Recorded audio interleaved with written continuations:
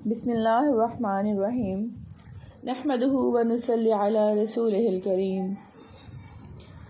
حسن یوسف پہ کٹی مصر میں انگشتے زنا، حسن یوسف پہ کٹی مصر میں انگشتے زنا، سر کٹاتے ہیں تیرے نام پہ مردان عرب۔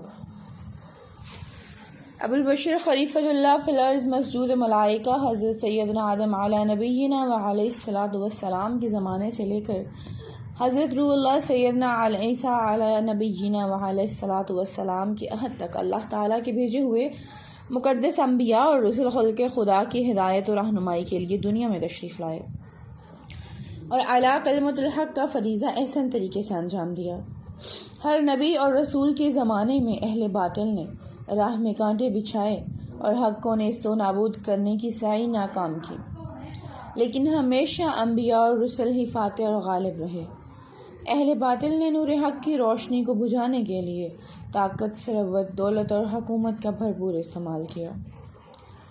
جنگ اور قتال کے کئی معرکے رونما ہوئے، جس کا تفصیلی بیان قرآن مجید، کتب احادیث اور کتب و سیر و تواریخ میں موجود ہے۔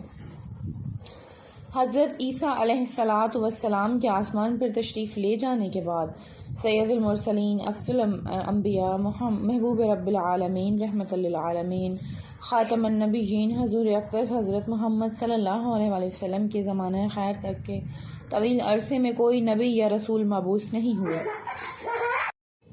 لوگ حضرت عیسیٰ علیہ الصلوۃ والسلام کی اصل تعلیمات و روایات کو رفتہ رفتہ فراموش کرتے گئے یا اس میں اپنی خواہش سے رد و بدل کر دیا، اور شرک، فقر، افعال رذیلہ اور شنیعہ عام اور رائج ہو گئے۔ اس طرح سے گمراہیت و ضلالت کی ہولناک تاریکی نے پوری دنیا کو اپنی لپیٹ میں لے لیا۔ شراب، زنا، قتل، چوری، ڈکیتی، جوا، بدعہدی، دغا، فریب اور بد اخلاقی کا بازار گرم تھا۔ اپنی لڑکیوں کو زندہ دفن کرتے ہوئے بھی جھجکتے نہیں تھے۔ آدمی انسان نہ رہتے ہوئے وحشی جانور بن گیا تھا۔ عرب، ایران، چین، ہندوستان بلکہ دنیا کا ہر خطہ کفر و ضلالت کی آتش کے لپٹ میں تھا۔ رشد و ہدایت نام کو بھی نہ تھی۔ ایسے سنگین ماحول میں اللہ تبارک تعالیٰ نے اپنے بندوں کی ہدایت و رہبری کے لیے اپنے محبوب اعظم حضرت محمد صلی اللہ علیہ وآلہ وسلم کا مبعوث فرمایا۔ قرآن مجید میں ارشاد باری تعالیٰ ہے کہ قد جاءکم من اللہ نور وکتاب مبین، بے شک تمہارے پاس اللہ کی طرف سے ایک نور آیا اور روشن کتاب۔ اس آیت میں نور سے مراد حضور اقدس صلی اللہ علیہ وآلہ وسلم کی ذات ستودہ صفات مراد ہے، اور روشن کتاب سے مراد قرآن مجید ہے۔ تفسیر میں ہے کہ سید عالم صلی اللہ علیہ وآلہ وسلم کو نور فرمایا گیا کیونکہ آپ سے کفر کی تاریکی دور ہوئی اور راہ حق واضح ہوئے۔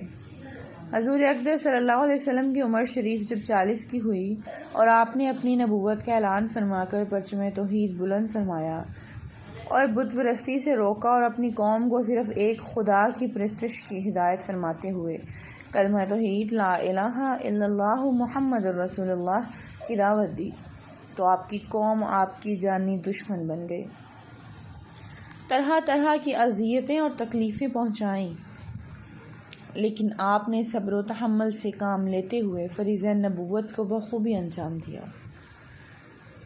نتیجہ یہ ہوا کہ آپ کا پیغام حق دلوں پر اثر پذیر ہوا اور سعید لوگوں نے اسلام قبول کر کے دولت ایمان سے سرفراز ہونے لگے۔ رسول امی صلی اللہ علیہ وآلہ وسلم کی دعوت حق کی بڑھتی ہوئی مقبولیت دیکھ کر مشرکین عرب بغض اور حسد کی آگ میں جل اٹھے اور انہوں نے حق کے مقام تمام باطل حربے آزما لیے، لیکن ان کی کوئی بھی تدبیر کارآمد نہ ہوئی۔ خصوصاً حضور اقدس صلی اللہ علیہ وآلہ وسلم کا عظیم معجزہ قرآن مجید ایسا دل نشین ہوا کہ ملک عرب کے امراء اور اکابر اسلام کی زمرے میں شامل ہو گئے۔ اس وقت ملک عرب کے باشندوں کی فصاحت و بلاغت کا یہ عالم تھا کہ نوعمر لڑکا بھی اعلیٰ قسم کے اشعار فی الفور کہنے کی مہارت رکھتا تھا۔ عربوں کو اپنی زبان دانی پر اتنا ناز تھا کہ جاہل، ان پڑھ اور جنگل میں بسنے والے شتربان بہترین شاعر کی حیثیت رکھتے تھے، اور اونٹوں کے چرواہے اپنے مقابل پوری دنیا کو اجمی یعنی گونگا اور جاہل سمجھتے تھے۔ جب جاہلوں کی زبان دانی کا یہ عالم تھا تو ملک عرب کے ادبا فصحا کی زبان دانی کا کیا عالم ہوگا۔ لیکن بڑے بڑے بلغاء اور فصحا کی فصاحت و بلاغت نبی امی صلی اللہ علیہ وآلہ وسلم کے سامنے آفتاب کے مطابق ذرہ بھی حیثیت نہ رکھتے تھے۔ بقول امام عشق و محبت حضرت رضا بریلوی، تیرے آگے یوں ہیں دبے لچے فصحا عرب کے بڑے بڑے، تیرے آگے یوں ہیں دبے لچے فصحا عرب کے بڑے بڑے، کوئی جانے منہ میں زبان نہیں، نہیں بلکہ جسم میں جان نہیں۔ محبوب رب العالمین صلی اللہ علیہ وآلہ وسلم کے معجزہ صادقہ و عظیمہ قرآن مجید کی آیتوں نیز آپ کی زبان حق ترجمان سے نکلی ہوئی ہر بات ایسی فصیح اور بلیغ ہوتی تھی کہ ملک عرب کے بڑے بڑے شعراء بھی محو حیرت سے دانتوں تلے انگلیاں دباتے تھے، کیونکہ آپ کی زبان سے نکلی ہوئی ہر بات وحی خدا ہوتی تھی۔ قرآن شریف میں ارشاد باری تعالیٰ ہے کہ وَمَا يَنطِقُ عَنِ الْهَوَىٰ إِنْ هُوَ إِلَّا وَحْيٌ وَيُوحَىٰ، اور وہ کوئی بات اپنی خواہش سے نہیں کرتے، وہ تو نہیں مگر وحی جو انہیں کی جاتی ہے۔